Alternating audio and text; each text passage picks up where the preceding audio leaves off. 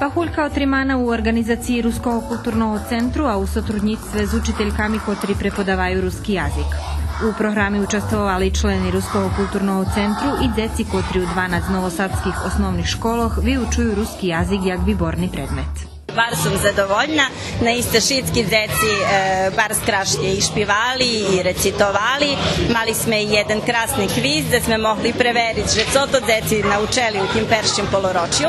Prave pretoše Pahuljka i organizuje, že bismo vidjeli že co to mi prestali rok odnosno u peršćim poloročju porobeli.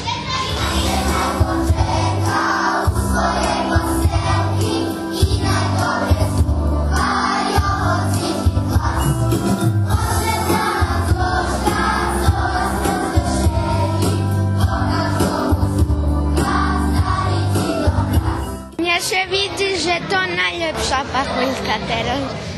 A ti teraz perši raz voditelj? Hej, pierwszy raz. A jak že ti to ta robota pači voditeljska? Ha, dobre.